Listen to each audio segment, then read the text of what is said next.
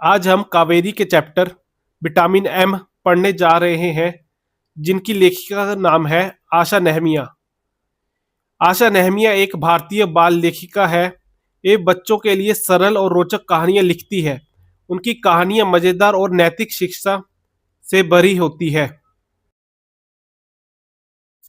Characters of vitamin M. Ravi कहानी का मुख्य पात्र एक समझदार और जिम्मेदार लड़का अपने दादाजी की बहुत चिंता करता है। ग्रैंडफादर बुजुर्ग व्यक्ति जिनकी देखभाल की जरूरत है, लेकिन वे स्वतंत्र रहना चाहते हैं। उन्हें अच्छा नहीं लगता कि कोई उन्हें कमजोर समझे। उनका चरित्र दिखाता है कि बुजुर्ग भी आत्मसम्मान चाहते हैं। रवि की माँ एक जिम्मेदार और केयरिंग माँ दादाजी की सेहत को लेकर चिंतित रहती है।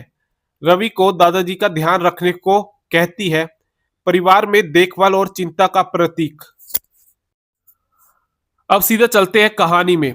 शुरुआत विटामिन एम का विचार। कहानी की शुरुआत रवि की मां से होती है, जो अपने बूढ़े पिता की कमजोर याददाश्त को लेकर चिंतित रहती है। वह मजाक में कहती है कि काश कोई विटामिन एम की दवा बना देता, जिससे बुजुर्गों की स्मरण शक्ति बढ़ सके।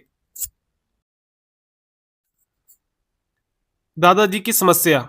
दादाजी बूढ़े और भुलक्कड़ हैं। उन्होंने एक बार ज्यादा दवा ले ली, एक बार रास्ता भूल गए और एक बार बगीचे में गिरकर रात भर बाहर पड़े रहे। इसलिए अब वे रवि के साथ ही रहते हैं।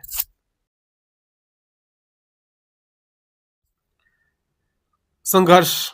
रवि की मां बहुत चिंता करती है और दादाजी को अकेले बाहर नहीं जाने देती। दादाजी को बुरा लगता है क्योंकि वे स्वतंत्र रहना चाहते हैं और उनके साथ बच्चों जैसा व्यवहार पसंद नहीं करते हैं। रवि और दादा का रिश्ता। रवि अपने दादाजी से बहुत प्यार करता है। वे साथ में शतरंज खेलते हैं।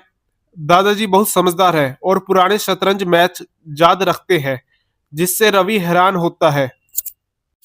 एक दिन दादाजी अकेले बाहर जाने की जिद करते हैं। मां मना करती है, लेकिन दादाजी फिर भी चले जाते हैं।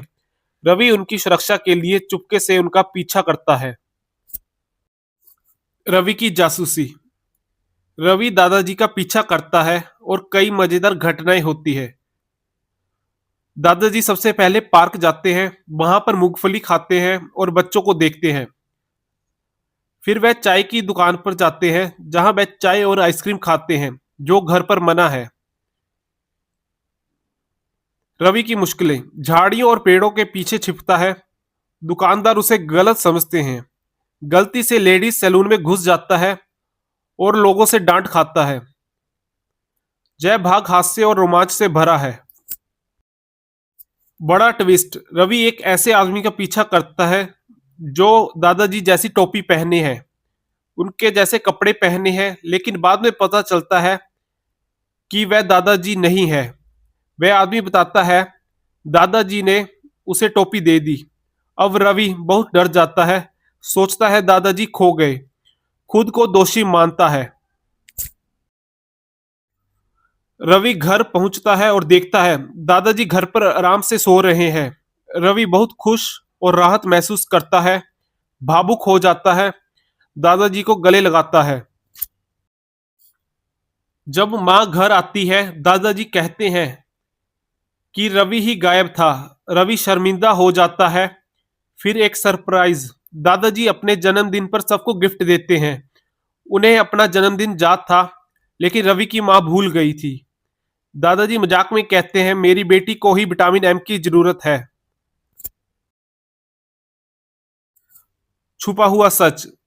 दादाजी रवि को एक डिटेक्टिव किताब देते हैं और कहते हैं इससे सीखो कि किसी का पीछा करते समय कैसे बेवकूफ न बनो। इससे पता चलता है दादाजी को सब पता था। उन्होंने जानबूझकर रवि को चकमा दिया। वे बहुत चालाक और समझदार हैं। Main message of the chapter. Old people needs love, respect and understanding, not just care. बुजुर्गों को सिर्फ देखभाल नहीं, बल्कि प्यार, सम्मान और समझ की जरूरत होती है।